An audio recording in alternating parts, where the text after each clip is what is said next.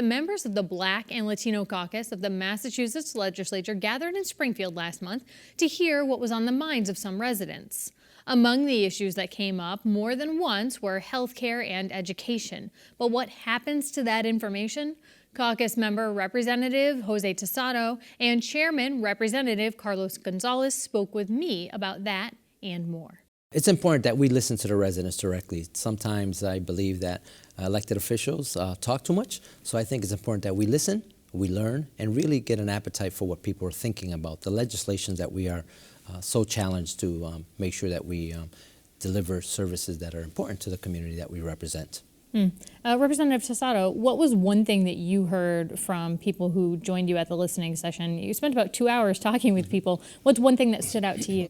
What really struck me was how things have changed. I mean, I've been in public office for a very long time, and we've had a number of opportunities to listen to the public, and generally the issues that popped up were pretty standard: jobs, education, and housing. And while that popped up to a certain degree in this listening session, actually the conversation was different. I think the conversation's at a different level.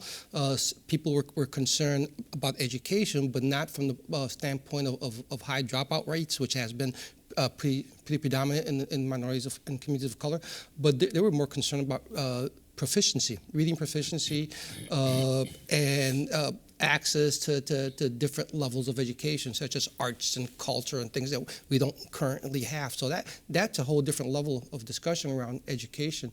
Voter engagement was something that came out pretty pronounced as well. So again, I was struck more about the different aspects of the issues that people are concerned about today, as opposed to what we heard about in the past. Well, any thoughts on why you think that the points are being raised are changing? I believe that as legislators, it's important to kind of pinpoint some of the issues that are critical to all those services that Jose just talked about, and that's the wealth gap. The wealth gap is something that people are realizing that poverty continues to be predominantly in minority communities, and we need to address it. So one of the issues that came out is economic development. How do you do contracting with the state? How do you do better workforce development programs that meet the needs of the community that we're trying to serve? Representative, you said that it was a different sort of your education you hear about often, but you're hearing different things within that topic. Why do you think this conversation is changing a bit? I think there's been a generational shift from the people that came here like my age, and the issues that we face, somewhat similar today, but different. There were more. I guess I would say there was more raw, more of an intense need for basic needs like jobs and housing and education. And I think while those issues still exist, I think we have moved forward as a society, and particularly here in Springfield, where some of those basic needs are being met, but the spectrum of needs is just so large. So I think that there's different nuances. So as opposed to, again, as I said earlier, as an example, as opposed to worrying about dropout, parents are concerned about making sure that the kids have a quality education from K through 12th grade, 12 and beyond. The opioid, and I always have a hard time saying that. Opioid addiction. Again, which is something that came up in the past. You know, when we had these discussions, the input that we got from people were how they were being treated as criminals, being locked up, particularly in communities of color. The lack of understanding, the tension between law enforcement and people who have substance use disorders.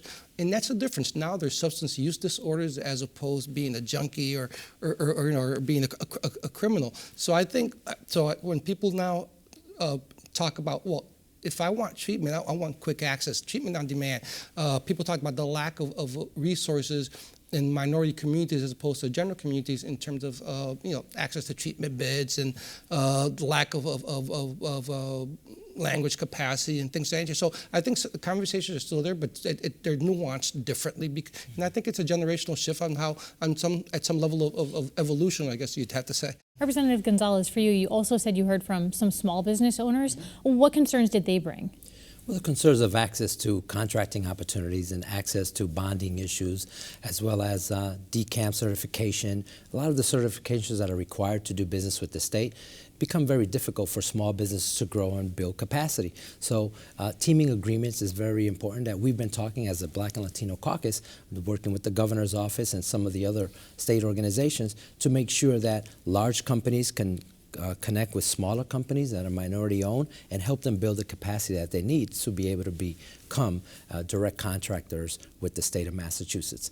And then the employment opportunities that exist in many of the state organizations don't do as well as we think they should do with minority hirings.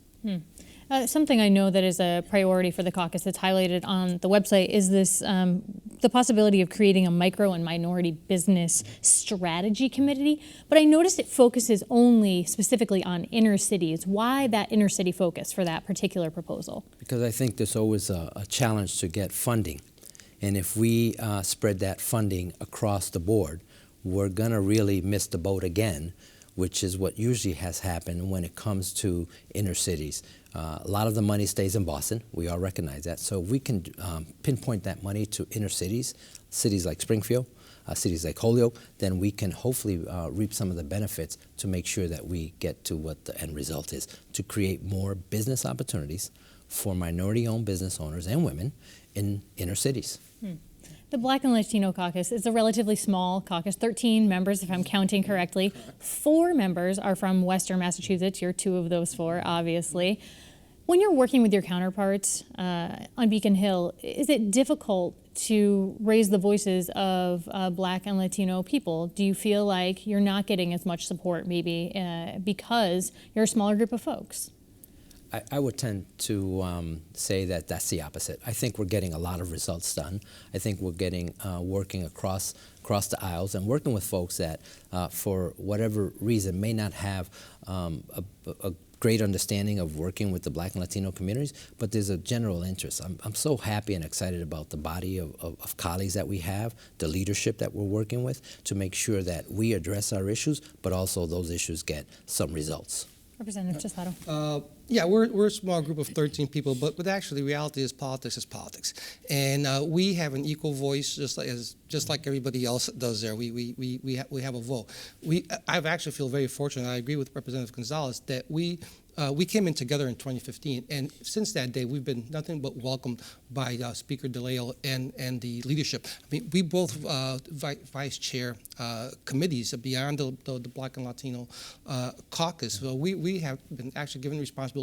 Our voices are heard. We're a small group in Western Mass. I believe there's like 25 of us together, which is obviously a lot more in the Boston area. But what's different for us is the fact that we are people of color, that we are Black and Latino.